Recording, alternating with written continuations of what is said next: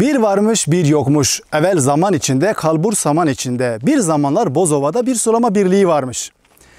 Hüdapar olarak biz de bu hafta yılan hikayesine dönüşen bu sulama birliğinin hikayesini anlatacağız size.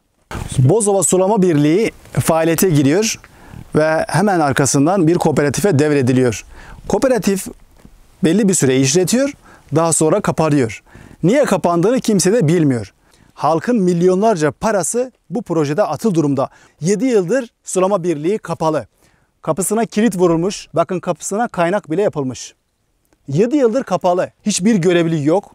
Pompalar çürümeye terk edilmiş, paslanmış. İçeride görüyorsunuz güvenlik görevlisinin kaldığı yer. Zaten orası da atıl durumda. Her taraf kirpas içerisinde. Maalesef sahibi yok. Başıboş bırakılmış. Buradaki para halkın parası. İnsanın vicdanı sızlıyor ya. Orada çiftçi suya muhtaç. 15.000 dönüm arazi su bekliyor. 7 yıldır proje atıl durumda. Hiç kimseden de ses seda çıkmıyor. Hiçbir cevap da yok. Ve bir de 2014 yılında buradaki sulama birliğinin pompalarını çalıştırabilmek için güneş enerjisi panelleri için bir proje yapılmış. Burada görüyorsunuz bakın tabelasını. Karacadağ Kalkınma Ajansı'ndan da destek almışlar. Fakat ortada ne güneş enerjisi paneli var ne de öyle bir çalışma var. Gören kimse yok. Fakat proje tabelası duruyor.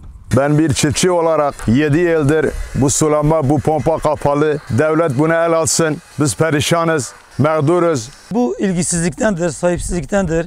Bozova halkı bunu hak etmiyor. Gördüğünüz gibi arkamızda kendi imkanlarımızla kazmış olduğumuz kuyularımız vardır. Kendi kuyularımızla sulama yapmaktayız.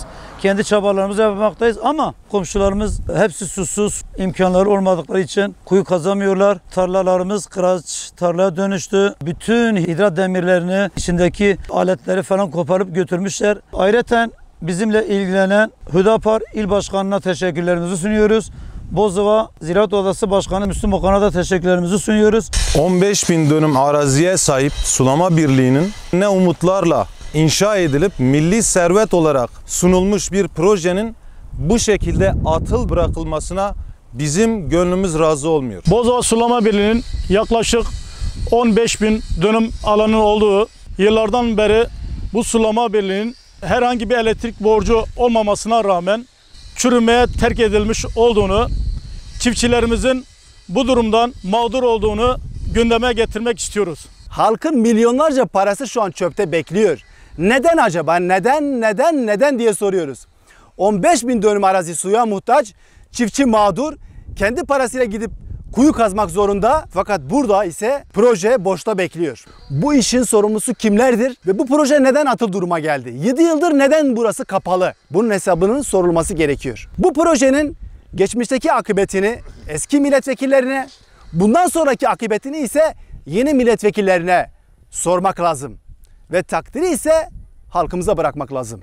Bir an önce bu proje elden geçirilmeli ve hızlı bir şekilde tekrar aktif bir halde halkın hizmetine sunulmalı. Kaybedilen milli servet sadece Bozova'nın değil, sadece Şanlıurfa'nın da değil. Bütün Türkiye için büyük bir servet kaybıdır. Lütfen bir an önce burası tekrar hizmete alınsın. Sorumlulara da, ilgili kurumlara da bunun hesabı sorulsun lütfen.